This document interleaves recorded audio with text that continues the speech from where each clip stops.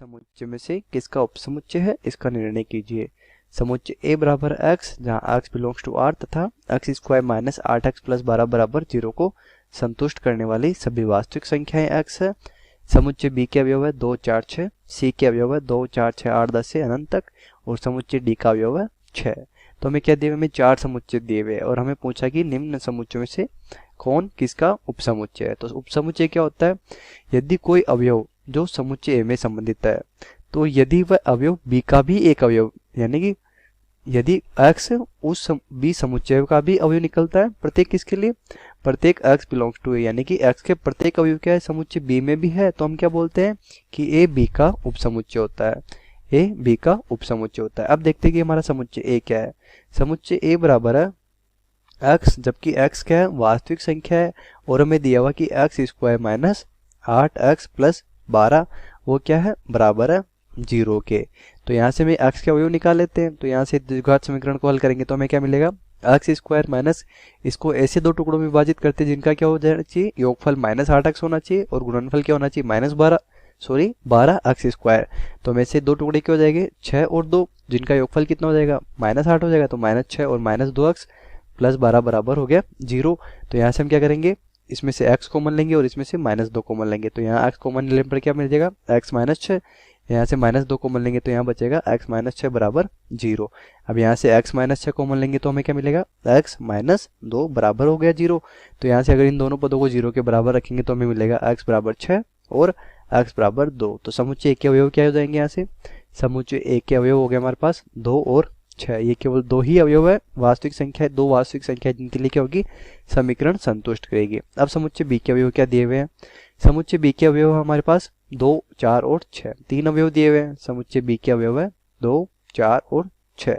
समुच्चय C के हमारे पास ये है सभी सम संख्याओं का समुच्चय, ये हमारा समुच्चय C है। और जो समुच्चय D दिया हुआ है उसमें केवल एक ही अवयव है 6। अब हम देखें कि 2 और 6 समुच्चय A का भी अवयव है, 2 6 समुच्चय B के भी अवयव है, 2 और 6 समुच्चय C के भी अवयव है। तो यहाँ से हम क्या बोलते हैं कि A का प्रत्येक अवयव क्या है, समुच्चय B में भी है, तो A B का भी उपसमुच्चय होगा। समुच्चय A का प्रत्येक अवयव क्या है, समुच्चय C में भी है, तो A C का भी उपसमुच्चय होगा। लेकिन 2 है वो समुच्चय A में लेकिन D में नहीं है, तो A D का उपसमुच्चय नहीं है, तो A इनका समुच्चय हो जाएगा। अब देखते हैं समुच्चय B के लिए। तो समुच्चय B क्या है, B का प्रत्येक अवयव C का भी एक अवयव है, तो B क्या हो जाएगा, C का भी एक उपसमुच्चय हो जाएगा। B D का उपसमुच्चय नहीं होगा, तो B C का उपसमुच्चय। अब देखते C क्या है, C किसी का भी उपसमुच्चय नहीं है क्योंकि C के अवयव किसी भी उपसमुच्चय में नहीं है। अब D को देखते हैं, समुच्चय D के लिए, तो D का अवयव क्या है, समुच्चय A में भी है, तो D क्या हो जाएगा, समुच्चय A का भी उपसमुच्चय हो जाएगा। अब देखते हैं 6 वो B में भी है, तो D क्या हो जाएगा, समुच्चय B का भी उपसमुच्चय हो जाएगा। 6 समुच्चय C में भी है, तो D क्या हो जाएगा, समुच्चय C का भी एक उपसमुच्चय। तो हम क्या बोल सकते हैं कि A B का उपसमुच्चय, C का भी उपसमुच्चय, समुच्चय B केवल समुच्चय C का उपसमुच्चय है, समुच्चय D A B और C इन तीनों ही समुच्चयों का उपसमुच्चय है। तो यही हमारे प्रश्न का उत्तर हो जाएगा। धन्यवाद। क्वेश्चन में क्या कहता है कि याद कीजिए कि निम्नलिखित में से प्रत्येक कथन सत्य है या असत्य है। यदि सत्य है तो सिद्ध करना है और असत्य है तो एक उदाहरण भी देना है। ठीक है दोस्तों, तो पहला क्वेश्चन है कि यदि x संबंध रखता है A से तथा A संबंध रखता है B से तथा तो x संबंध रखेगा B से और तथा B संबंध रखेगा C से, तो A संबंध रखेगा C से। ये चीज़ हमें बतानी है कि ये जो हमारा पहला स्टेटमेंट है जो पहले दे रखी है ये सही सत्य है कि असत्य है। तो चलो इसे देखते हैं। ठीक है, तो पहला क्वेश्चन है, पहला पार्ट क्या कहता है कि यदि x संबंध रखता है A से तथा A संबंध रखता है B से, तो हमें सिद्ध करना है कि x संबंध रखेगा B से। ठीक है दोस्तों, तो अब इसको सिद्ध करने के लिए पहले ये वैसे ये कथन असत्य है। असत्य क्यों है इसका उदाहरण देता हूँ। असत्य है, ये कथन असत्य है। ठीक है दोस्तों, असत्य है क्यों है ये हम बताते हैं। मान लीजिए कि जो हमारा A है वो है हमारे पास A B C, ठीक है, और जो B है वो है हमारे पास A ब्रैकेट में ले लिया A B C और ये है D और E, ये हमने ले लिया। ठीक है, ये हमने पद इसके अवयव ले लिए। ठीक है दोस्तों। अब यहाँ से आप स्पष्ट देख रहे होंगे कि यहाँ से स्पष्ट है कि क्या स्पष्ट कर रहा है कि जो B है वो बिलोंग्स टू A है, ठीक है दोस्तों, तथा A बिलोंग्स टू B है, परंतु जो B है वो जो B है वो B अवयव है वो समुच्चय B से संबंध नहीं रखता है। अब ये बताता हूँ आपको कैसे संबंध नहीं रखता है, ठीक है दोस्तों। तो यहाँ पे जो A अवयव है वो यहाँ पे आ रहा है, ठीक है दोस्तों, ये बात सही है। और जो B अवयव है वो A से संबंध रख रहा है, ये बात भी सही है, ठीक है, सही है। जो A है वो B से संबंध रखता है, हाँ, किसी न किसी रूप में संबंध रखता है, क्योंकि A और C दोनों अवयव आ रहे हैं। जो B अवयव है वो किससे संबंध नहीं रखता है, B से संबंध नहीं रखता है, क्योंकि ये पूरा समुच्चय आ रहा है, इसके अंदर पूरे समुच्चय, न कि कोई स्पेशल B पार्ट आ रहा है, तो इसलिए हमें ये हमारा कथन असत्य है, ठीक है दोस्तों। अब इसके बाद में हमारे पास दूसरा पार्ट क्या कहता है, दूसरा पार्ट है यदि A उपसमुच्चय है B का, ठीक है दोस्तों, यदि A उपसमुच्चय B का तथा B संबंध रखता है C के साथ, तो A का संबंध है C के साथ। अब ये बताना है कि ये कथन सत्य है क्या असत्य है, ठीक है दोस्तों। मैं इसको थोड़ा सा दूसरे पेन से कर देता हूँ ताकि आपको आसानी रहे, ठीक है। तो अब इसको करना है तो हमें क्या करना पड़ेगा, अब ये पहले देखते हैं कि ये संबंध सत्य है क्या असत्य है। मेरे अकॉर्डिंग तो ये असत्य है, ठीक है दोस्तों। अब असत्य है इसका रीजन मैं क्यों देता हूँ, ठीक है दोस्तों।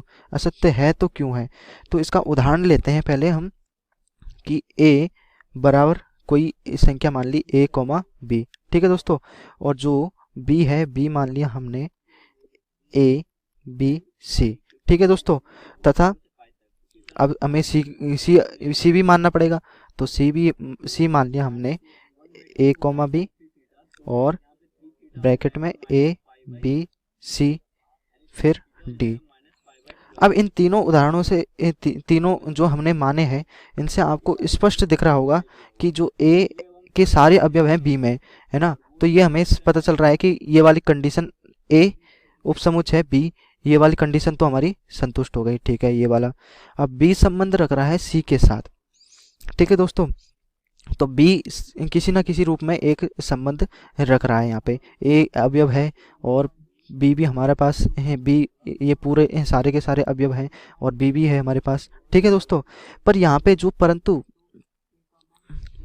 परंतु जो A है हमारे पास वो संबंध नहीं रखता है किसके साथ, C के साथ, क्योंकि यहाँ पे जो हमारा A संबंध रखता है C के साथ क्यों नहीं रखता है, क्योंकि यहाँ पे कोई भी अवयव, क्योंकि A का जो अवयव है वो इस C में नहीं है। कैसे, जो A के अवयव होंगे C के अंदर कौन कौन से आने चाहिए, अगर ये सत्य हो तो A, B फिर बाद में ब्रैकेट में A, B, ये वाले अवयव इसके अंदर आने चाहिए, पर हमारे पास ये वाला अवयव नहीं है A, B, तो इसलिए हमारे ये कथन असत्य है।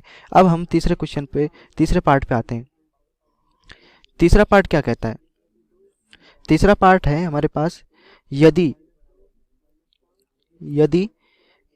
A उपसमुच्चय है B का तथा B भी उपसमुच्चय है C का, तो A उपसमुच्चय होगा C का। ये हमें प्रूफ करना है, ठीक है दोस्तों। तो अब इसको प्रूफ करने के लिए हमें क्या करना पड़ेगा, पहले ये देखते हैं कि कथन सत्य है कि असत्य है।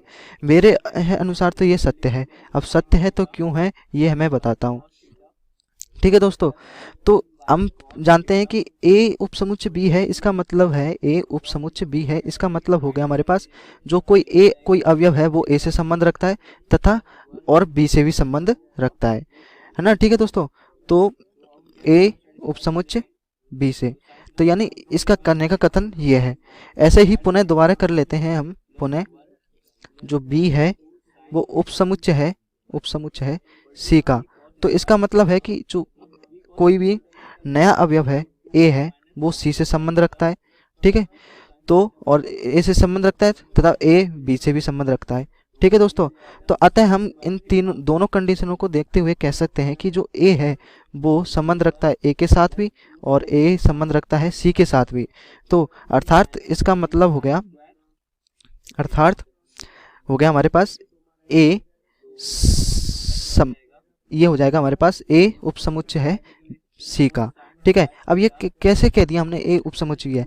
अगर ए यहाँ पे आपको ये दिक्कत कर रहा होगा कि ए उपसमुच्चय ए का कैसे आया। अगर ए उपसमुच्चय ए संबंध रखता है बी के साथ में, तो ए संबंध बी के साथ में रखना है, तो यहाँ पे भी ये कंडीशन आ रही है कि ए संबंध रखना है बी के साथ में। तो अगर ए बी के साथ संबंध रखेगा तभी तो हमारा ए उपसमुच्चय बी की कंडीशन लागू होगी। ठीक है दोस्तों, तो अब इन दोनों को इसलिए हमने इस तरीके से लिखा है। ठीक है दोस्तों, आपको समझ में आया होगा। ठीक है, अब चौथा पार्ट क्या कहता है। चौथा पार्ट है यदि ए उपसमुच्चय नहीं है बी का तथा बी उपसमुच्चय नहीं है सी का, तो हमें क्या सिद्ध करना है कि ए बी उपसमुच्चय नहीं होगा सी का। अब ये वाला चौथा कथन है। अब इसमें आपको एक बार वैसे देखा होगा कि आपने पहले वाला क्वेश्चन देखा होगा, तो पहले वाले क्वेश्चन के अकॉर्डिंग क्या होगा कि अच्छा है पहले में समुच्चय है तीनों के, तो ये भी ये भी सत्य होगा कथन, पर ये असत्य कथन है। क्यों है वो मैं अभी आपको बताता हूँ। ये असत्य है। अब असत्य है तो क्यों है, इसका उदाहरण लेते हैं हम। ठीक है दोस्तों, उदाहरण लेते हैं। उदाहरण मान लीजिए कि हमारे पास जो ए है वो क्या है, ए बी सी और डी, ये कोई एक ले लिया, और जो बी है वो हमने ले लिया सी डी ई और एफ। ठीक है दोस्तों, अब इसके बाद में हमने एक और अवयव लेना है हमें पास सी, तो सी एक समुच्चय बनाना है, तो सी कोई समुच्चय बना लिया ए बी सी और डी और जी। अब यहाँ से हम देखने हैं कि ए उपसमुच्चय बी का है कि नहीं है, यानी ए का प्रत्येक अवयव बी में होना चाहिए। यहाँ पे देखते हैं कि ए तो नहीं है यहाँ पे, तो ये ए और बी का उपसमुच्चय नहीं है। पहली कंडीशन तो हमारी ये सत्य हो गई। ठीक है, अब बी उपसमुच्चय नहीं होना चाहिए सी का, यानी बी का प्रत्येक अवयव सी में नहीं होना चाहिए। तो यहाँ पे सी तो है, डी है और ई है, पर एफ नहीं है, ई और एफ नहीं है, तो ये भी कंडीशन हमारी सत्य हो गई। ठीक है, अब ए उपसमुच्चय सी है, ये भी अगर सत्य है तो ये होना चाहिए। तो अब यहाँ पे देखते हैं ए बी सी डी, और ए का प्रत्येक अवयव, जो ए का प्रत्येक अवयव है, ए में कौन कौन से हैं, ए बी सी डी ये है, और सी में कौन कौन से हैं, ए बी सी डी और जी, यानी ए का प्रत्येक अवयव इस सी में है ना, ए है, बी है, सी है और डी है। ठीक है दोस्तों, तो ये हमारा कथन असत्य हो गया, क्योंकि ए उपसमुच्चय है बी का। ये हमारा कथन तो ये हमारा कथन असत्य है इसलिए। ठीक है दोस्तों, अब आता है पांचवा पार्ट। पांचवा पार्ट क्या कहता है, यदि x संबंध रखता है a के साथ तथा a उपसमुच्चय नहीं है b का, तो x संबंध रखेगा b के साथ। अब ये कथन मेरे अनुसार तो असत्य है। असत्य है तो क्यों है, इसका हम उदाहरण की सहायता से समझते हैं। ठीक है, तो उदाहरण की सहायता से कैसे समझेंगे, जैसे मान लीजिए कि a है हमारे पास, वो है a b c और d है। ठीक है दोस्तों, अब b भी मान लीजिए, तो b है हमारे पास, b हमारे पास है c d e और f है। ठीक है दोस्तों, अब हमें ये देखना है कि एक संबंध रखता है a के साथ, a का कोई अवयव है, एक ये a अवयव है, ये a के साथ संबंध रखता है। ठीक है, ये बात सही है, तथा a है वो संबंध रखता है, a वो संबंध नहीं रखता है b के साथ, ये भी बात सही है। ठीक है, यहाँ पे कोई भी a अवयव नहीं है b पार्ट में। ठीक है, तो इसका मतलब हो गया कि a संबंध a के साथ रखता है, तो एक ये हो गया हमारे पास। इन दोनों कंडीशनों को देखते हुए हम कह सकते हैं कि a उपसमुच्चय नहीं है b का, तो ये वाली कंडीशन भी सेटिस्फाई हो गई और ये वाली कंडीशन भी संतुष्ट हो गई। ठीक है दोस्तों, तो अब ये वाली दोनों कंडीशन संतुष्ट हो गई, तो हम कह सकते हैं कि जो हमारा जो x पद है वो b के साथ संबंध नहीं रखता है। ठीक है दोस्तों। अब इसके बाद में हम कहते हैं कि छठा पार्ट है हमारे पास। छठा पार्ट क्या कहता है? छठा पार्ट, यदि A उपसमुच्चय है B का तथा X संबंध नहीं रखता है B के साथ, तो X संबंध नहीं रखेगा A के साथ। ये कथन सत्य है कि असत्य है? मेरे अनुसार तो ये कथन सत्य है, और सत्य है तो क्यों है ये हम प्रूफ करते हैं। ठीक है, सिद्ध करते हैं कि ये सत्य है कि नहीं है। ठीक है, तो अब हम दिया हुआ है कि A उपसमुच्चय है B का। ठीक है, तो इसका मतलब हुआ कि जो A कोई अवयव है A का, वो A से संबंध रखता है, तथा A है वो संबंध B के साथ भी रखता है। ठीक है, पर हमें ये दे रखा है, अर्थात हमें इसका कहने का मतलब हुआ, अर्थात A है वो संबंध नहीं रखता है B के साथ, तब A है वो संबंध नहीं रखेगा किसके साथ? B के साथ, A के साथ। ठीक है, अब क्यों? यहाँ पे जो हमें x पद दे रखा है, ये दो x पद, एक ये वाला और एक वाला, हमें ये वाली कंडीशन तो है, इस वाली कंडीशन के अनुसार तो ये होना चाहिए, A संबंध रखना चाहिए A के साथ तथा B A संबंध रखना चाहिए B के साथ भी। पर हमें आगे ये भी दे रखा है कि A कोई अवयव है जो B के साथ संबंध नहीं रखता है, तो B के साथ संबंध नहीं रखता है, तो इसका मतलब ये भी कंडीशन नहीं होनी चाहिए, यानी A के साथ संबंध नहीं रखना चाहिए। तो इसके लिए ये हमारा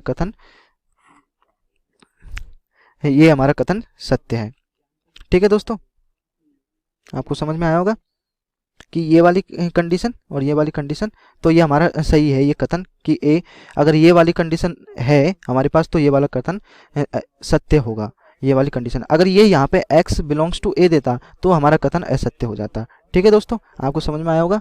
ठीक है, जिसमें हमें कहा है कि मान लीजिए कि A, B और C ऐसे समुच्चय हैं कि A यूनियन B बराबर है A यूनियन C के, और A इंटरसेक्शन B बराबर है A इंटरसेक्शन C के, तो दर्शाइए कि B समुच्चय बराबर है C समुच्चय के। तो देखिए हम इसे कैसे करेंगे। यहाँ A यूनियन B लिखा हमने, जो दिया गया है A यूनियन C के बराबर। अब हम दोनों तरफ क्या करें, दोनों तरफ माइनस A कर देते हैं। तो यहाँ A union B minus A आपका बराबर आ गया A union C minus A के। अब देखिए दोस्तों, इसे हम क्या लिख सकते हैं, यदि यहाँ हमसे चित्र से समझे तो मान लीजिए यह है आपका समुच्चय A है और यह है दूसरा आपका समुच्चय B है। ठीक है, यह है A और यह है B। तो A यूनियन B में से यदि हम A हटा दें तो आपको क्या मिल जाएगा, यहाँ पे B minus A intersection B। ठीक है, यानी यह पूरा हिस्सा मिल जाएगा आपको। ठीक है, B minus B intersection A। और इसी तरह यहाँ पे क्या आ जाएगा, यहाँ पे आ जाएगा आपके पास C minus A intersection C। और क्योंकि आपको सवाल में दिया गया है कि आपका A इंटरसेक्शन B बराबर है A इंटरसेक्शन C के, तो यहाँ से हम इन दोनों को हटा सकते हैं।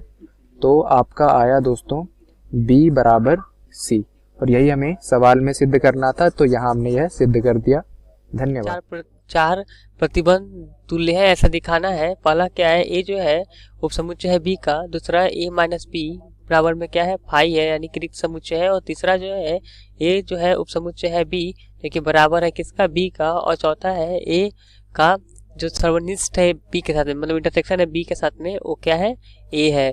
ठीक है, तो हम क्या देखेंगे, हम इन सब की मदद से देखेंगे कि A जो है सबसेट है B का। हर एक केस में देखेंगे कि ये सबसेट है B का। पहला नंबर में क्या दिया हुआ है, A जो है वो क्या है सबसेट है B का। ठीक है, इसका कहने का मतलब कि B जो होगा A के सारे अवयव को अपने पास रखा होगा। ठीक है, अब देखिए A माइनस B दूसरा नंबर बराबर है 5। इसका मतलब कि A का जो भी एलिमेंट है, ठीक है, एक एलिमेंट से हम B के एलिमेंट को जब हटाएंगे तो क्या मेरे पास आ रहा है 5। यही इस बात को दिखाएगा कि A जो होगा वो सबसेट होगा किसका, B का। ठीक है, अब अगला क्वेश्चन देखते हैं तीसरा, कि अब देखिए दिया हुआ है कि ए जो है वो सबसेट है किसका, बी का, ठीक है, ए सबसेट है बी का, बराबर बी, इतना दिया हुआ है। इसका मतलब कहीं ना कहीं बी जो होगा वो बड़ा होगा ए से, ठीक है। तो ये भी इम्प्लाई कर जाएगा क्या कि ए सबसेट है किसका, बी का, ठीक है। अब अगला क्वेश्चन जो दिया हुआ है वो क्या दिया हुआ है कि ए का सर्वनिष्ठ बी के साथ में क्या है, ए है, मतलब कि ए जो होगा सबसेट है बी का, मतलब बी के पास जो है ए का, बी के पास जो है ए का सारा अवयव होगा, मतलब ए छोटा है हमारे पास, अब ए छोटा होगा तो क्या होगा, जो छोटे का इंटरसेक्शन बड़े के साथ में क्या होता है, छोटा वाला हो जाता है। जैसे मान लेते हैं कि ए बराबर में हम ले लेते हैं 1 2, ठीक है, और बी बराबर में ले लेते हैं कितना, हम ले लें 1 2 3 और 4 ले लेते हैं, ठीक है। अब हम यहाँ पे ए का इंटरसेक्शन हम बी के साथ में करें, ठीक है, तो क्या आएगा 1 2, मतलब कितना आ गया, एक ही आ गया, ए आ गया, ठीक। मतलब कि हम क्या बोले, ए इंटरसेक्शन बी है तो क्या होगा, ए जो होगा सबसेट हुआ होगा बी के साथ। तो कह रहा है कि दिखाइए कि अगर ए है बी का सबसेट तो ये दिखाइए कि सी माइनस बी सबसेट होगा सी माइनस ए का। तो देखिए अगर हम कोई दो समुच्चय ले लेते हैं, ए बी का सबसेट है, बी अगर हमने ले लेते हैं, बी हमने ले लिया सपोज दैट 1 2 3 4 5, इसका कोई सबसेट है ए, यानी ए ले लेते हैं हम सपोज दैट 2 3 4, ये सबसेट ले लेते हैं। देखिए अब कोई सेट हमारा सी होगा, ठीक है, और सी माइनस बी, सी सेट ले लिया हमने कोई, हम मान लेते हैं सी सेट है हमारा 3 5 8 9, ये है कोई सी सबसेट। अब देख लीजिए सी माइनस बी कर दीजिए, सी माइनस बी क्या होता है, बी होगा, तो सी माइनस बी जब हम करेंगे तो केवल हम सी के वो एलिमेंट लेंगे जो बी में नहीं है। तो सी के देखिए कौन से एलिमेंट बी में नहीं है, 3 है बी में, हाँ 3 है बी में, और 5 भी है, 8 और 9 नहीं है, तो सी माइनस बी में कितना आ जाएगा, 8 का 9 आ जाएगा। केवल सी के वे एलिमेंट आते हैं, सी के वे अवयव आएंगे जो बी में नहीं है, तो वो आ गए। अब देखिए सी माइनस ए कीजिए,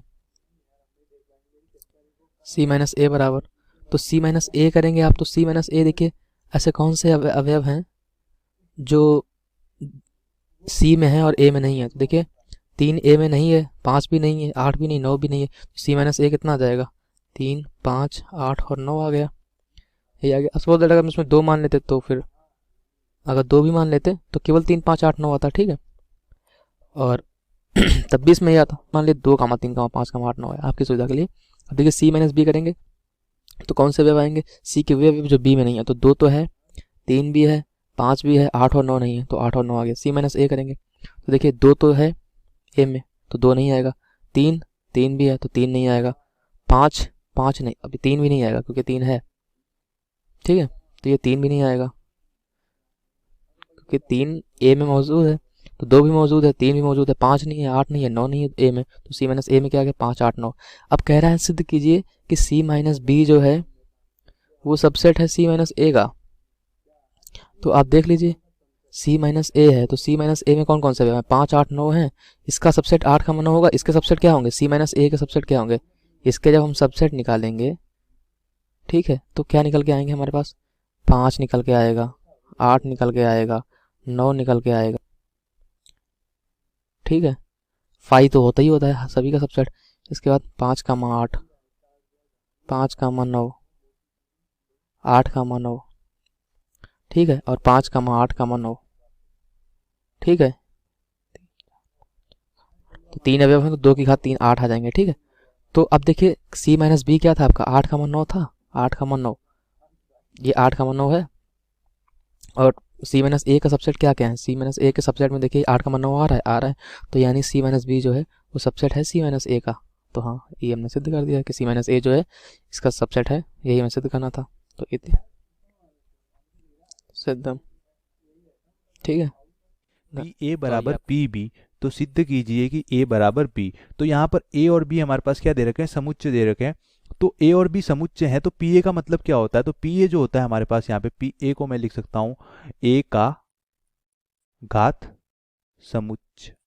तो घात समुच्चय का क्या होता है, घात समुच्चय वह होता है ए के सभी उप समुच्चयों का जो समुच्चय होता है वो घात समुच्चय होता है। जैसे मान लो मेरे पास ए होता है 0 और 1, तो ए के उस उप समुच्चय क्या हो जाएंगे, एक तो 5 होगा, एक 0 होगा, एक 1 होगा, और एक हो जाएगा हमारे पास 0 और 1। तो ए के 4 उप समुच्चय होंगे ऐसे ऐसे, तो इन सब का जो समुच्चय होगा उसको मैं क्या लिखूंगा, पी ए। ये हमारे पास 4 ए के, ये ए का क्या हो जाएगा, घात समुच्चय। तो यहाँ पर ए का घात समुच्चय पी ए होगा, इसी प्रकार पी बी क्या हो जाएगा, बी का घात समुच्चय। तो हमें क्या दे रखा है कि पी ए बराबर पी बी है, तो हमें सिद्ध करना है कि समुच्चय ए बराबर समुच्चय बी। तो दो समुच्चय बराबर कब होते हैं? जब समुच्चय ए के सारे अवयव समुच्चय बी में हो और समुच्चय बी के सारे अवयव समुच्चय ए में विद्यमान हो, तो ए बराबर बी हम लिख सकते हैं। तो पी ए बराबर पी बी है। तो मैं यहाँ सबसे पहले एक मानता हूं कि माना हमारे पास कोई अवयव है x belongs to A, x हमारे पास कोई अवयव है वो समुच्चय ए में विद्यमान है, ठीक है, x बिलोंग्स टू ए है, तो मैं यहाँ से क्या लिख सकता हूँ? तो x belongs to P A. अगर समुच्चय ए में कोई अवयव विद्यमान है, जैसे a बराबर मैंने यहाँ पे अभी समुच्चय लिखा था 0 और 1, तो x की वैल्यू मान लो 0 है, 0 a में विद्यमान है, तो 0 a के घात समुच्चय बनेगा, उसमें भी तो 0 अलग से एक समुच्चय बनेगा, तो उसमें भी तो विद्यमान होगा। तो मैं लिख सकता हूँ x belongs to P A. अब हमें क्वेश्चन में क्या लिखा है? पी ए बराबर पी बी, तो यहाँ पे मैं क्या लिखूंगा? x belongs to P B. क्यों लिखा मैंने x belongs to P B? चूंकि हमें क्वेश्चन में दे रखा है कि पी ए बराबर क्या है? P B. तो यहां से हमारे पास क्या आ जाएगा कि x belongs to P B. तो x belongs to P B है, तो इससे हम क्या लिख सकते हैं? x belongs to P B है तो x बिलोंग्स टू बी। जैसे x बिलोंग्स टू a था तो x belongs to P A हुआ। अब x belongs to P B है, x है वो b का घात समुच्चय में विद्यमान है, तो x हमारे b समुच्चय में भी विद्यमान होगा। तो यहाँ पे मैं लिख सकता हूं कि x बिलोंग्स टू b। तो x बिलोंग्स टू b है और x बिलोंग्स टू a है। तो यहाँ पे हमारे पास क्या आया? यहाँ पे मैं क्या लिख सकता हूँ? यदि हमने क्या माना था? x बिलोंग्स टू a, हमने माना था x बिलोंग्स टू a, तब हमारे पास लास्ट में क्या आया? x belongs to b, x belongs to b। तो x बिलोंग्स टू a मानने पे हमारे पास x बिलोंग्स टू b आया, तो मैं यहाँ पे क्या लिख सकता हूँ? a b का उपसमुच्चय है, मतलब a के जो सभी अवयव है वो b में विद्यमान है। यही तो इसका मतलब हुआ। x बिलोंग्स टू a हमने माना था और हमारे पास क्या आ गया? x बिलोंग्स टू b, मतलब a b का उपसमुच्चय है। अब इसी प्रकार में एक अवयव लेता हूँ y लेता हूं मैं अवयव, माना y बिलोंग्स टू b में कोई अवयव y बिलोंग्स कर रहा है, ठीक है, y b में बिलोंग्स कर रहा है। अब y b में बिलोंग्स कर रहा है तो y विद्यमान b में है, तो y b के घात समुच्चय में भी विद्यमान होगा। अब y b के घात समुच्चय में विद्यमान है, तो यहां से मैं क्या लिख सकता हूँ? y belongs to p a भी तो लिख सकता हूं, क्योंकि हमें क्वेश्चन में क्या दे रखा है? p a बराबर p b। तो यहां से मैंने क्या लिख दिया? P A. Y belongs to P B, ध्यान से देखना, y belongs to P B मतलब वाई बी का कोई अवयव है, तो वाई बी के घात समुच्चय में भी विद्यमान होगा। तो पी बी बराबर पी ए, तो यहां से मैंने पी ए लिख दिया। अब y belongs to P A है तो वाई बिलोंग्स टू ए, तो यहां से मैं ये लिख सकता हूँ वाई बिलोंग्स टू ए। तो यहां से मैं क्या लिख सकता हूं? यदि हमने क्या माना था? वाई बिलोंग्स टू बी, तब हमारे पास क्या आ गया? y बिलोंग्स टू a, मतलब y b में विद्यमान है तब y a में भी विद्यमान है। तो यहां से क्या लिख सकता हूं मैं? b है जो उप समुच्चय है किसका? a का, b सबसेट a। तो हमारे पास क्या आ गया? b subset a। तो हमारे पास दो कंडीशन आ गई। मैंने पहले माना था x बिलोंग्स टू a, तो हमारे पास x बिलोंग्स टू b भी आ गया था, और y बिलोंग्स टू b माना तो y बिलोंग्स टू a भी आ गया। तो a उप समुच्चय है b का और b उप समुच्चय a का। तो ये किस कंडीशन में संभव है? जब हमारे पास a बराबर b हो। तो यहां पे मैं लिख सकता हूं चूंकि a सबसेट b तथा b सबसेट a है, इसलिए a बराबर b, मतलब समुच्चय a के सारे अवयव समुच्चय b में विद्यमान है और समुच्चय b के सारे अवयव समुच्चय a में विद्यमान है, तभी यह कंडीशन पॉसिबल है। धन्यवाद। समुच्चय a तथा b के लिए क्या यह सत्य है कि p a union p b बराबर p a यूनियन b?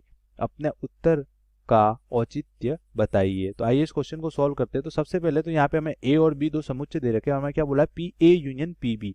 तो p a और p b का मतलब क्या होता है? तो p जब किसी भी समुच्चय के आगे लगता है तो इसको हम बोलते हैं a का घात समुच्चय। जो a का घात समुच्चय होता है उसको हम लिखते हैं pa। घात समुच्चय क्या होता है? a के सभी उप समुच्चयों का जो समुच्चय होता है उसको हम क्या बोलते हैं? a का घात समुच्चय, उसको लिखते हैं pa से। तो हमें क्या सिद्ध करना है कि pa यूनियन pb बराबर pa यूनियन b। तो इसको सिद्ध करने के लिए सबसे पहले मैं LHS पार्ट लेके सॉल्व करूंगा। तो मैं मानता हूं, माना x belongs to P A union P B में। अब x हमारे पास किसी यूनियन में क्या कौन कौन से अवयव होते हैं? या तो a में अवयव उपस्थित हो, हमारे पास जैसे मान लो यहाँ पे x यूनियन y है, तो इसमें हमारे पास कौन कौन से अवयव आएंगे x यूनियन y में? हमारे पास या तो अवयव हमारे पास x में उपस्थित हो या y में उपस्थित हो या दोनों में उपस्थित हो। जो दोनों में उपस्थित होता है वो हम क्या बोलते हैं? उसको हम उभयनिष्ठ अवयव बोलते हैं और उसको हम x यूनियन y का जो मान आएगा उसमें एक ही बार लिखते हैं। तो यहाँ पर x बिलोंग्स टू PA और यूनियन PB है, तो इसका मतलब क्या हो जाएगा? x बिलोंग्स टू PA और x belongs to PB। x PA में भी विद्यमान होगा और PB में भी विद्यमान होगा। अब यहाँ पे x PA क्या है? PA A के समुच्चयों का उप समुच्चयों का घात समुच्चय है। तो A के उप समुच्चयों का घात समुच्चय, मान लो हमारे पास A समुच्चय यहाँ पे हो 1 और 2, तो हमारे पास जो PA के समुच्चय होंगे, जो A के घात समुच्चय होंगे वो क्या हो जाएगा? एक तो 5 हो जाएगा, एक 1 हो जाएगा, एक 2 हो जाएगा और एक हमारे पास क्या हो जाएगा? 1 और 2। तो हमारे पास यहाँ पे 4 घात समुच्चय होंगे। तो जब PA में कोई अवयव विद्यमान कर रहा है, मान लो PA में x बिलोंग्स टू PA है, तो मैं क्या लिख सकता हूँ? x बिलोंग्स टू A, क्योंकि x बिलोंग्स टू PA होगा तो PA में हमारा एक अवयव होगा या 2 होगा या 1 2 होगा, तो x बिलोंग्स टू A भी तो होगा। तो यहाँ से मैं क्या लिख सकता हूँ? x बिलोंग्स टू A और इसी प्रकार x बिलोंग्स टू PB है, तो यहाँ से लिख सकता हूँ x बिलोंग्स टू B। अब x बिलोंग्स टू A है और x बिलोंग्स टू B है, तो मैं ये लिख सकता हूँ यहाँ से x belongs to A union B, क्योंकि मान लो A हमारे पास 1 2 है और B है हमारे पास 1 और 4। अब हमारे पास एक अवयव है, मतलब जो 1 है वो A में भी बिलोंग कर रहा है, B में भी बिलोंग कर रहा है, तो हमारे पास यहाँ इन दोनों का यूनियन निकालूंगा तो मैं क्या आएगा? इन दोनों का यूनियन आएगा हमारे पास 1 2 4। 2 और 4 तो आ ही गया और एक दोनों में कॉमन है तो एक ही बार आया। तो हमारे पास जो एक अवयव है A में भी विद्यमान है, B में भी विद्यमान है, तो जो एक अवयव है हमारे पास A यूनियन B में भी विद्यमान है। तो यहाँ से मैंने क्या लिख दिया? x belongs to A union B। तो अब x belongs to A union B है, तो मैं यहाँ से क्या लिख सकता हूँ? x belongs to P A union B। तो यहाँ पर x क्या हो जाएगा? x belongs to P A union B भी हो जाएगा, क्योंकि x belongs to A union B है, तो P A यूनियन B अगर मैं निकालूंगा तो यहाँ पर हमारे पास क्या आ जाएगा? उसमें हमारे पास पहला अवयव आएगा 5, 1 आएगा, 2 आएगा, 4 आएगा, फिर 1 2 2 4 1 4, फिर 1 2 4, इस प्रकार अवयव आएंगे। तो यहाँ पर एक जो हमने माना, मान लो x, मैं एक अवयव की बात करूँ, एक की बात करूँ, तो एक है वो हमारे पास A में भी है, B में भी है, A यूनियन B में भी है और P A यूनियन B में भी है। तो यहाँ से मैं लिख सकता हूँ x belongs to P A union B। तो हमने क्या माना था? कि हमने माना था कि यदि x belongs to P A union B, तब हमारे पास क्या आ गया? तो यहाँ पे मैं लिखूंगा यदि x belongs to P A union P B, ये माना था, तब हमारे पास क्या आ गया? तब हमारे पास आ गया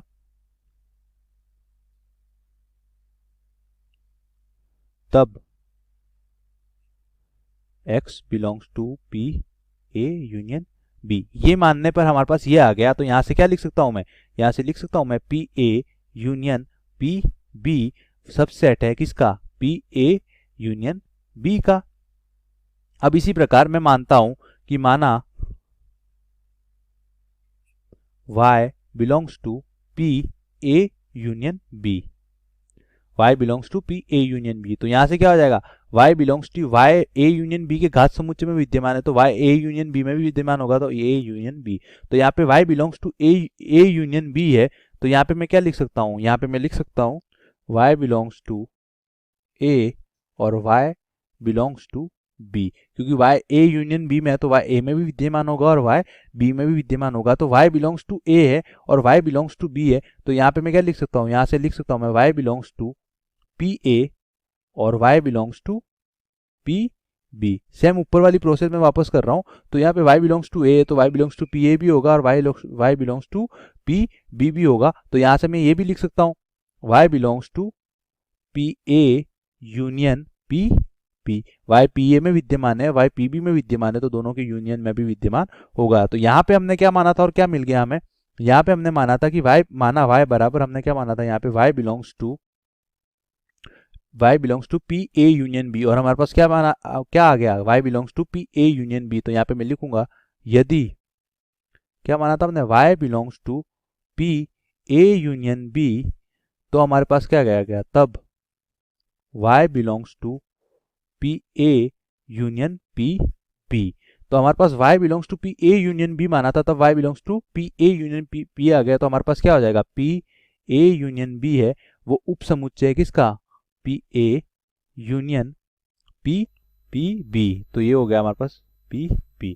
तो हमारे पास ऊपर वाली कंडीशन में क्या आया था? ऊपर वाली कंडीशन में हमारे पास आया था कि पी ए यूनियन बी है वो सबसेट है पी ए यूनियन बी का, और यहाँ पे आ गया पी ए यूनियन बी हमारे पास P A union P B का सबसेट हो गया। तो हमारे पास अगर ऐसी कंडीशन होती है ए सबसेट बी और बी सबसेट ए, तो यहाँ से हमारे पास आ जाता है ए बराबर बी। तो मैं यहाँ पर इसको समीकरण 2 दे देता हूँ जो हमारे पास अभी आया है, तो ये हो जाएगा हमारे पास समीकरण नंबर 2, और हमारे पास ऊपर आया था उसको मैं समीकरण 1 दे देता हूँ। तो समीकरण 1 व 2 से मैं क्या लिख सकता हूँ, समीकरण 1 व 2 से मैं लिख सकता हूँ, समीकरण 1 व 2 से क्या लिख सकते हैं हम, P A union P B बराबर पी ए यूनियन बी। कोई धन्यवाद। समूह दिए हुए हैं उनके लिए हमको सिद्ध करना है कि ए बराबर हो जाएगा ए और बी का, जब हम कुछ कॉमन लेंगे और इसका जब यूनियन करेंगे ए माइनस बी के साथ, और ए यूनियन बी माइनस ए बराबर हो जाएगा ए यूनियन बी। तो देखिए क्या करेंगे, तो देखिए इसको करने के लिए हम दो तरीके से कर सकते हैं। एक तो होता है जब हम कि दो गोले बनाकर हम बता दें कैसे होगा, और दूसरा तरीका है कि हम ए और बी कोई दो समुच्चय ले लें, कोई दो समूह ले लें ए और बी। ठीक है, तो हम करते हैं ए और बी दो समूह लेके, तो ए ले लेते हैं हम 1 2 3 4 6, बी ले लेते हैं हम 2 3 6 8 9। ठीक है, दोनों में 5 5 अवयव हैं, ज़्यादा कम भी ले सकते हैं। अब देखिए क्या कह रहा है, ए बराबर क्या होगा। अब पहले हम निकालते हैं पहले पार्ट के लिए हमको सिद्ध करना है ए बराबर A intersection B union A minus B. ठीक है, देखिए ए इंटरसेक्शन बी में क्या होता है, जो ए और बी दोनों में कॉमन हो। तो देखिए दोनों में कॉमन क्या है, 2 कॉमन है, 3 कॉमन है, 6 कॉमन है। ठीक है, तो इसमें क्या आ गया आपका 2 3 6, ये आ गया आपके। यूनियन करना है आपका बी माइनस ए माइनस बी का। ठीक है, यूनियन करना है आपको ए माइनस बी का। तो ए माइनस बी कैसे करते हैं, ए माइनस बी से आप पहले वो अवयव हटा देते हैं ए के जो बी में होते हैं। ठीक है, तो बी में कौन कौन से हैं, 2 3 और 6, यही तो थे। तो 1 और 4 बचेगा आपके पास, 1 और 4 बचेगा। अब दोनों का यूनियन लेना है, तो देखिए क्या आ जाएगा, दोनों का यूनियन लेंगे मतलब दोनों को देख लेंगे, अवयव दोनों में है, दोनों लिख देंगे। तो 1 2 3 4 6। अब देखिए इस समुच्चय को आप देख लीजिए, ये क्या समुच्चय था आपका, ए ही तो आ गया ये, तो ये आ गया ए आपका। तो ए बराबर ए, तो लेफ्ट हैंड साइड आपके राइट हैंड साइड के बराबर हो गई, बायां पक्ष बराबर दायां पक्ष। ठीक है, इति सिद्धम। ठीक है, दूसरे पार्ट को देख लेते हैं। ऐसे ही समुच्चय यही रखते हैं दोनों ए और B, A union B minus A, A union B minus A बराबर होना चाहिए ए यूनियन बी के। देखिए सबसे पहले बी माइनस ए लिखते हैं और बी माइनस ए लिखते हैं। तो ए कितना था, ए तो ए था आपका 1 2 3 4 और 6, ये था यूनियन बी माइनस ए। बी माइनस ए में क्या आएगा, बी माइनस ए में आएगा आप जो अवयव बी के ए में हैं, जैसे 3 है और 6 है 2 है, ये ए में है तो उनको घटा देंगे। बचे हुए जो रिमेनिंग अवयव होंगे बी में, बी वाले लिखेंगे, ए वाले नहीं लिखे जाएंगे।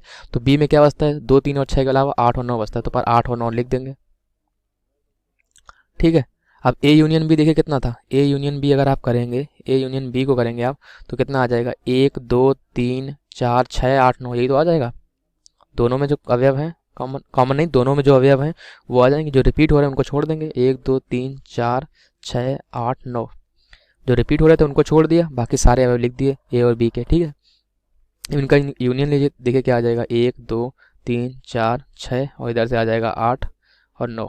अब देखिए दोनों बराबर हो गए, यही तो उसने हमसे पूछा था। तो चाहे तो हम ऐसे कर सकते हैं या फिर चाहे हम तो गोले बनाकर भी कर सकते हैं, तो वो कहीं आप देख लीजिएगा कहीं और से। ठीक है, ऐसे आप कोई भी दिया हुआ हो आपको, आप कर सकते हैं।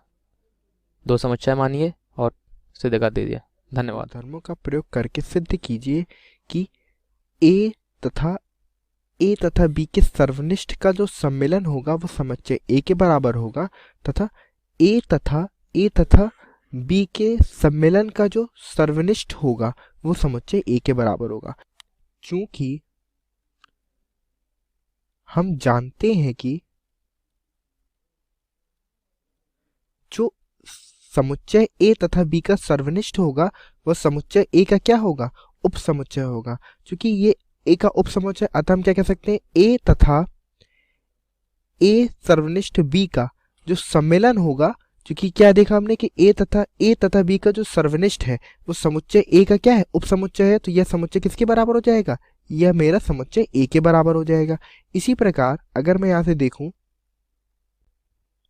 जो ए तथा बी का यूनियन है, जो समुच्चय ए होगा वो ए तथा बी के सम्मेलन का उपसमुच्चय होगा। ठीक है, तो इसको अगर मैं समीकरण 2 मानूं तो इधर मैं क्या कह सकता हूं कि ए तथा ए सम्मेलन बी का जो सर्वनिष्ठ होगा वह भी समुच्चय क्या हो जाएगा, समुच्चय ए के बराबर हो जाएगा। क्योंकि जो समुच्चय ए है वो ए तथा बी के सम्मेलन का उपसमुच्चय है। इस प्रकार यह मेरा, मैं इसको लिख सकता हूँ। ठीक है, थैंक यू। इंटरसेक्शन बी तथा ए इंटरसेक्शन सी यदि इक्वल है तो इसका तात्पर्य यह आवश्यक रूप से नहीं होगा कि समुच्चय बी और समुच्चय सी मेरे इक्वल हों। तो यहाँ से अगर मैं एक समुच्चय ए माना, अगर यहाँ से हम देखें, माना समुच्चय ए है जिसके सदस्य हैं ए, बी, सी, डी तथा ई, तथा समुच्चय बी है जिसके सदस्य हैं ए, ई, आई, ओ तथा यू, तथा समुच्चय सी है जिसके सदस्य हैं ए, ई, 1, 2 तथा 3। ठीक है, 3 सदस्य हो गए। तो यहाँ से अगर मैं सबसे पहले ज्ञात करूं ए तथा बी का सर्वनिष्ठ, तो ए तथा बी के सर्वनिष्ठ में कौन कौन सदस्य आएंगे, जो दोनों में उभयनिष्ठ है, तो सदस्य आएंगे ए तथा ई।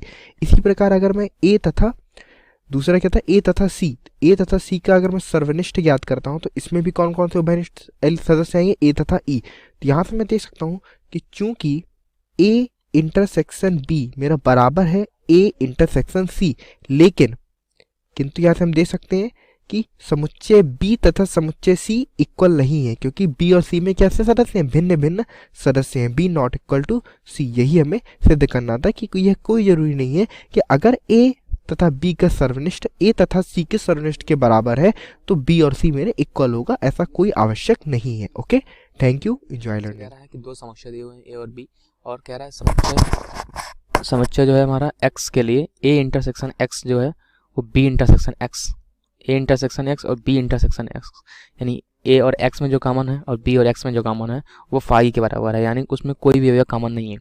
और ए यूनियन भी दिया हुआ है, ए यूनियन x और बी यूनियन x जो दिया हुआ है वो दोनों बराबर दिए हुए हैं, तो सिद्ध करवा रहा है ए बराबर बी। तो हम क्या करेंगे, ए गुण का प्रयोग करेंगे इसमें। इसे खोलने के लिए देखिए हमको पता होता है कि A intersection A union X ये बराबर क्या होता है, ए के बराबर होता है। और बी इंटरसेक्शन ऐसे ही B intersection B union X ये बराबर हो जाएगा बी के। ठीक है, अब देखिए क्या करेंगे, हमें एक पहला मिल गया ये और दूसरा मिल गया ये 2 गुण हैं, इनका प्रयोग करेंगे। तो देखिए पहले में हम क्या करेंगे कि A intersection A union X ये दिया हुआ था आपको, ठीक, A intersection A union x दिया हुआ था बराबर ए बराबर दिया हुआ था। ठीक है, अब क्या करेंगे, ए यूनियन एक्स का क्या दिया हुआ, A union x B union x के बराबर है, तो लिख देंगे A intersection B union x, लिख सकते हैं ना, ए यूनियन एक्स की जगह बी यूनियन एक्स, तो हमने लिख दिया ए यूनियन एक्स की जगह लिख दिया हमने बी यूनियन एक्स। ठीक है, अब देखिए ये क्या हो गया, ए इंटरसेक्शन बी ये हो गया, फिर क्या हो जाएगा यूनियन ए इंटरसेक्शन एक्स, यही तो हो गया। अब देखिए ए इंटरसेक्शन एक्स बराबर कितना दिया हुआ है, 5 दिया हुआ है। अब पहले से इन दोनों गुणों का इनका प्रयोग करना था जो हमें दिया हुआ है प्रश्न में, तो ए इंटरसेक्शन बी यूनियन 5। अब 5 के साथ किसी का यूनियन करें तो क्या मिल जाएगा, वही मिल जाएगा ए इंटरसेक्शन बी। ठीक है, अब ऐसे ही इसमें देखिए b बराबर क्या हो जाएगा, b intersection b union x, b union x की जगह हम डाल देंगे a यूनियन एक्स, क्योंकि b union x a union x के बराबर है, ये उसने दे रखा है, दूसरे में ये दे रखा है उसने। अब देखिए इसको लिख देंगे फिर b intersection a union b intersection x।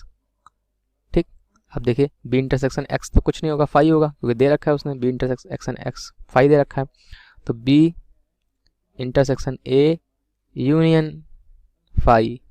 ये कितना आ जाएगा, बी इंटरसेक्शन ए ही आ जाएगा, क्योंकि फाई के साथ यूनियन तो फाई ही होता है। अब देखिए ए इंटरसेक्शन बी तो बी इंटरसेक्शन ए, ये दोनों तो बराबर ही होंगे। ये आपके पास जो इक्वेशन आई, आपके पास थर्ड इक्वेशन आई, ये आपके पास फोर्थ इक्वेशन आई, तो इससे आपने कर लिया, ठीक है। ए इंटरसेक्शन बी बराबर बी इंटरसेक्शन ए, ए तो आपके आगे निकल के आपके पास कि ए बराबर बी होगा, ठीक है। तो ए बराबर बी, यही तो उसने प्रूव करने के लिए कहा था, तो ये सिद्ध कर दिया आपने, सिद्धम, ठीक है। धन्यवाद। ए और बी और सी ज्ञात करना है, जिसमें A intersection B, B intersection C और सी इंटरसेक्शन ए इंटरसेक्शन सी, यानी ए और बी का जब हम कुछ कॉमन लेते हैं, बी और सी में से जो समान अवयव लेते हैं, ए और सी में से जो समान अवयव लेते हैं, तो ये अतिरिक्त समुच्चय, मतलब इनमें कोई ना कोई अवयव आता है। लेकिन जब ए बी और सी इनसे आप समान अवयव लेते हैं तो इनमें कोई समान अवयव नहीं पाया जाता है, वो फाई आता है। तो देखिए कैसे करते हैं, तो लिख दीजिए तीनों अलग अलग लिख दीजिए, ऐसे लिखिए कि ए और बी में कुछ कॉमन हो। देखिए ए को जैसा हमने लिख दिया, ए को सपोज हमने लिख दिया 1,2,3 लिख दिया, ठीक है।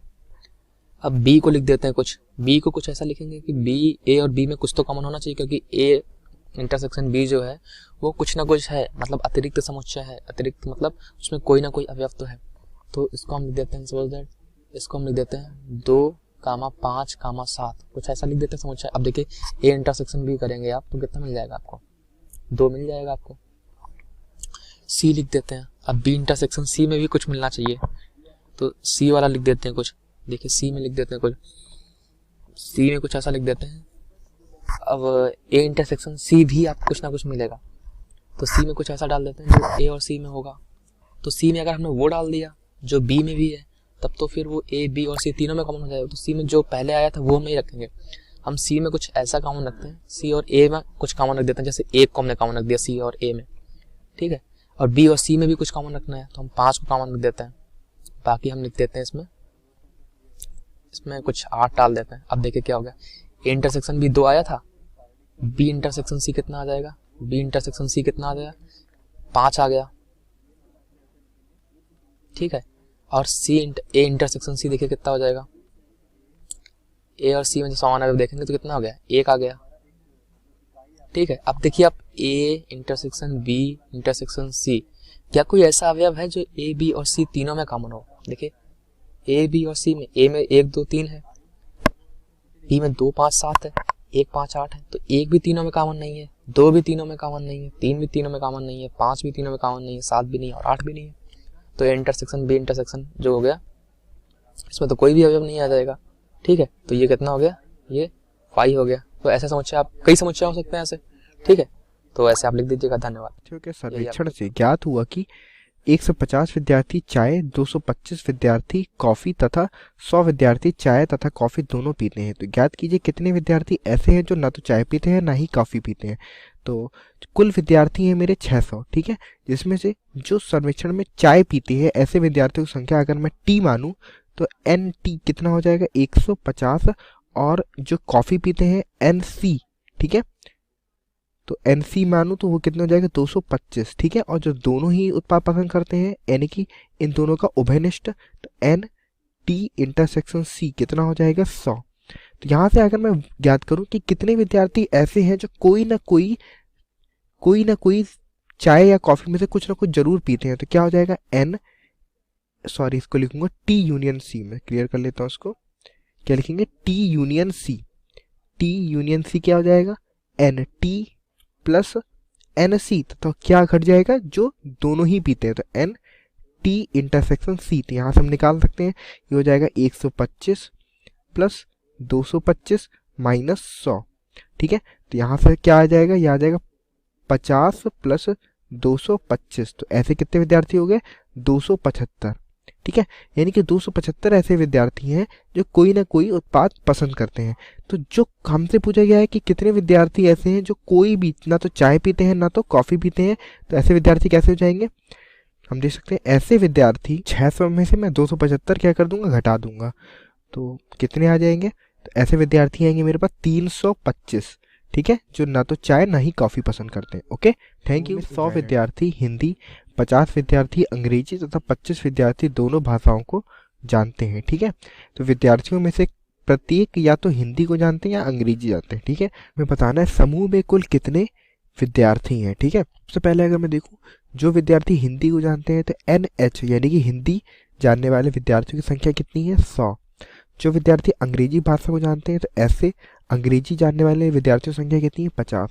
और जो विद्यार्थी हिंदी तथा अंग्रेजी दोनों को जानते हैं तो इसको लिख सकता हूँ NH इंटरसेक्शन E, दोनों भाषाओं को जानने वाले लोग कितने हैं 25। तो हम इसको सूत्र के साथ हल करते हैं। तो यहाँ से अगर मैं देखूं तो हम फॉर्मूला जानते हैं NH यूनियन E। ठीक है, H इसको लिख सकते हैं H यूनियन E बराबर NH plus NE minus NH intersection E। ठीक है, तो हल करते हैं। NH मेरा कितना है, NH है 100, NE है 50 और NH इंटरसेक्शन ही E है 25। तो यहाँ से कितना आ जाएगा, ऐसे कितने विद्यार्थी प्राप्त होंगे हमको 125 विद्यार्थी। ठीक है, तो चूंकि हमें दे रखा है कि कोई ना कोई भाषा जरूर जानते हैं तो कुल विद्यार्थियों की संख्या कितनी हो जाएगी 125। यही मेरा इसका उत्तर होगा कि 25 लोग समाचार पत्र H, 26 लोग समाचार पत्र T तथा 26 लोग समाचार पत्र I। ओके, तथा 9 लोग H तथा I दोनों, 11 लोग S तथा T दोनों, 8 लोग T तथा I दोनों और 3 लोग तीनों ही समाचार पत्र पढ़ते हैं। तो निम्नलिखित ज्ञात कीजिए। ठीक है, तो सबसे पहले अगर मैं यहाँ पे देखूँ तो हमको दिया गया है कि कुल लोगों की संख्या कितनी है 60 लोगों का सर्वेक्षण में। यानी कि अगर मैं देखूँ तो 60 लोग क्या है एक सार्वत्रिक समुच्चय के अंतर्गत आएंगे। तो अगर मैं देखूँ कि सार्वत्रिक समुच्चय में कितने सदस्य हैं तो कुल सदस्य उसमें 60। 25 लोग समाचार पत्र H यानी कि ऐसे लोग जो H समाचार पत्र पढ़ते हैं उनकी संख्या है 25। और जो लोग समाचार पत्र T को पढ़ते हैं उनकी संख्या है 26। और जो लोग समाचार पत्र I को पढ़ते हैं उनकी भी संख्या हमें 26 दी गई है। ठीक है, 9 लोग H तथा I यानी कि जो H और I दोनों ही समाचार पत्र पढ़ते हैं तो कितने लोग हैं 9। तथा 11 लोग H तथा T, तो लिख सकता हूँ H इंटरसेक्शन T क्या हो गया 11। तथा 8 लोग T तथा I, तो लिख सकता हूँ N I तथा I इंटरसेक्शन T कितने हो गए 8 लोग। तथा 3 लोग ऐसे हैं जो तीनों समाचार पत्र यानी कि H intersection T intersection I, ऐसे कितने लोग हैं 3। तो इस सवाल को हम कैसे हल करेंगे, वेन डायग्राम की सहायता से सॉल्व करते हैं। अगर इसको मैं समुच्चय H मानूं, इसको समुच्चय T मानूं तथा इसको समुच्चय I मानूं, तो सबसे पहले मैं क्या दर्शाता हूं, जो तीनों ही समाचार पत्र को पढ़ते हैं यानी कि जो तीनों ही समाचार पत्र पढ़ने वाले उभयनिष्ठ लोग हैं, तो ये हम जो इनका कॉमन पार्ट है तीनों समुच्चयों का उसमें रख देंगे यानी कि 3 सदस्य ऐसे हो गए। ठीक है, उसके अलावा हमको क्या दिया है कि ऐसे सदस्य जो H तथा T, ठीक है, H तथा T कुल सदस्य कितने 11 लोग पढ़ते हैं। तो यहाँ H तथा T का अभिनिष्ठ पार्ट ही हमारा ये वाला हिस्सा होता है। तो अगर H तथा T 11 में से 3 में हटा देता हूँ तो कितने लोग बचते हैं 8 लोग। ठीक है, तो 8 लोग H तथा T यहाँ पे आ गए। इसी प्रकार H तथा I कितने 9 लोग पढ़ते हैं। तो 9 में से अगर मैं 3 लोगों को जो कि तीनों ही पढ़ते हैं उनको हटा दूंगा तो कितने बचेंगे 6। ठीक है, इसी प्रकार T तथा I पढ़ने वाले 8 लोग हैं। तो 8 लोगों में से अगर मैं 3 हटा दूंगा तो कितने बचेंगे 5। ठीक है, हाँ, अब हम आते हैं, हमको क्या दिया है, जो समाचार पत्र H पढ़ते हैं 25 लोग ऐसे हैं जो समाचार पत्र H को पढ़ते हैं। तो यहाँ से अगर मैं देखूं तो H पढ़ने वाले में से अगर हम देखें तो कुल लोग हम कितने ले चुके हैं 17 लोगों को ले चुके हैं। तो 25 में से अगर मैं 17 को माइनस करता हूँ तो कितना आएगा 8 सदस्य। तो 8 सदस्य क्या आएंगे जो केवल समाचार पत्र H पढ़ते हैं। केवल समाचार पत्र T पढ़ने वाले लोग कितने हो जाएंगे 16। तो अगर 16 में अगर मैं देखूँ समाचार पत्र पढ़ने वाले T समाचार पत्र पढ़ने वाले लोग हैं 26। तो 26 में से मैं 16 माइनस करूंगा, यहाँ कितने सदस्य आएंगे जो केवल समाचार पत्र T को पढ़ते हैं, तो ऐसे 10 सदस्य आएंगे। इसी प्रकार ऐसे लोग जो समाचार पत्र I को पढ़ते हैं वो हमको दिए गए हैं 26। और अगर यहाँ से मैं 26 में से 14 यानी कि ये जो पढ़ चुके हैं इनको ऑलरेडी हम गिन चुके हैं एक बार, तो 14 माइनस कर देंगे तो कितने आएंगे 26 में से अगर हम 14 घटाते हैं तो कितने 12। तो अब हमको प्रश्न पूछा गया कम से कम एक समाचार पत्र पढ़ने वाले लोगों की संख्या। ठीक है, तो अगर मैं यहाँ से इन सब का टोटल कर दूं, ठीक है, तो कम से कम लिख सकते हैं कम से कम एक समाचार पत्र पढ़ने वाले लोगों की संख्या। ठीक है, तो वो संख्या क्या हो जाएगी यानी कि मैं जो मैंने अभी जितनी भी संख्याएं लिखी हैं इन सभी का मैं सभी को अगर जोड़ दूंगा यानी कि कितने लोग हो जाएंगे, तो इनका सम कितना आएगा, तो ये आता है मेरा 52। यानी कि 52 लोग ऐसे हैं जो कम से कम एक समाचार पत्र पढ़ते हैं। फिर पूछा ठीक ठीक केवल एक समाचार पत्र पढ़ने वाले लोगों की संख्या। तो ठीक ठीक एक समाचार पत्र पढ़ने वाले लोग कौन कौन से हैं? समाचार पत्र जो केवल एच को पढ़ते हैं वो 8 हैं, जो केवल टी को पढ़ते हैं वो 10 हैं, और जो केवल आई को पढ़ते हैं 12। तो इन सब का योग कितना हो जाएगा? 30। तो यहाँ से मैं लिख सकता हूँ केवल और केवल केवल और केवल एक समाचार पत्र पढ़ने वाले, ठीक है, एक समाचार पत्र पढ़ने वाले, तो ऐसे कितने लोग हो जाते हैं? 30 लोग हो जाते हैं, ठीक है।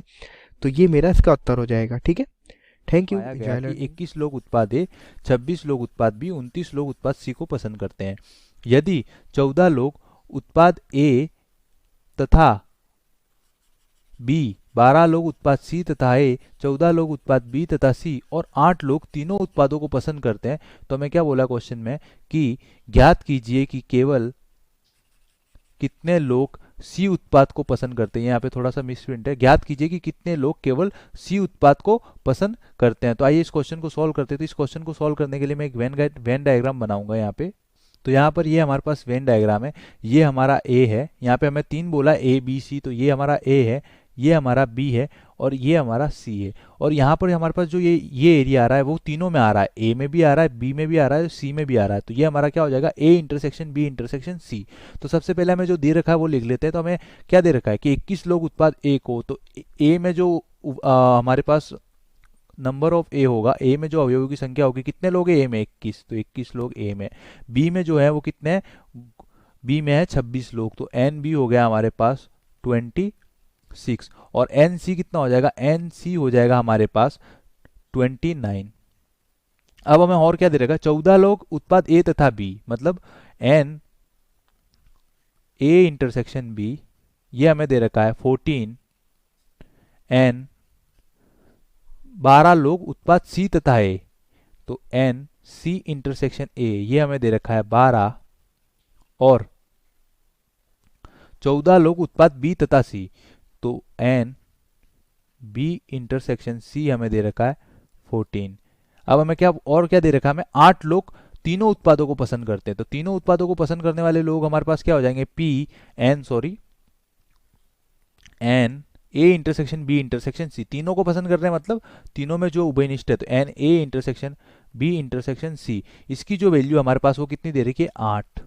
तो हमें क्या ज्ञात करना है कि ज्ञात कीजिए कि कितने लोग केवल उत्पाद सी को पसंद करते हैं। तो इस क्वेश्चन को मैं वेन डायग्राम से समझाऊंगा। तो हमें क्या बोला है कि कितने लोग केवल उत्पाद सी को पसंद करते हैं।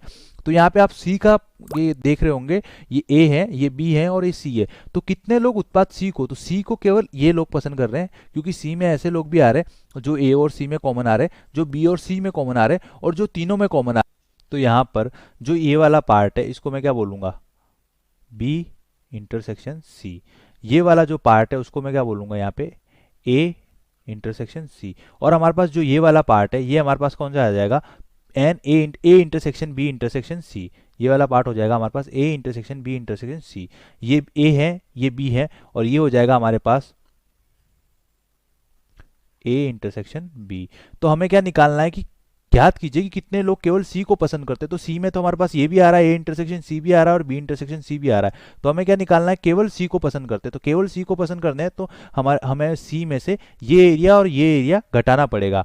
तो आइए इस क्वेश्चन को सॉल्व करते हैं। तो इस क्वेश्चन को मैं आगे सॉल्व करूंगा। तो यहाँ पे लिखूंगा मैं केवल उत्पाद सी को पसंद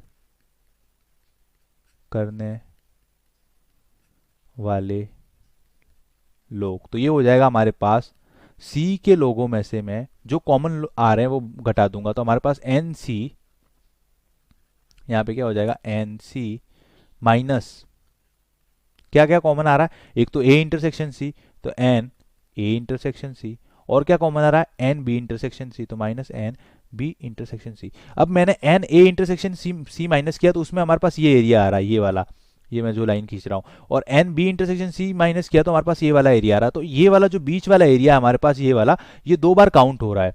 तो दो बार काउंट हो रहा है हमारे पास, तो हमारे पास ये दो बार माइनस हो रहा है, मतलब दो बार काउंट हो रहा है, दोनों माइनस में काउंट हो रहा है, दो बार माइनस काउंट हो रहा है। तो यहाँ पर मैं क्या कर दूंगा, इसको एक बार ऐड कर दूंगा। तो ये हमारे पास कौन सा एरिया है, n A intersection B intersection C, क्योंकि ये यहाँ इस वाले एरिया में भी ये शामिल है, एन ए इंटरसेक्शन सी में भी ये आ रहा है और बी इंटरसेक्शन सी में भी ये एरिया शामिल है। तो ये हमारे पास दो बार माइनस हो रहा है, तो यहाँ पे इसको मैंने एक बार जोड़ दिया। अब हमारे पास एन सी की वैल्यू कितनी दे रखी है, सी में अवयव है हमारे पास 29 माइनस ए इंटरसेक्शन सी में हमारे पास कितने अवयव, तो ए इंटरसेक्शन सी और सी इंटरसेक्शन ए बराबर होता है, क्रम विनिमय नियम का पालन करता है।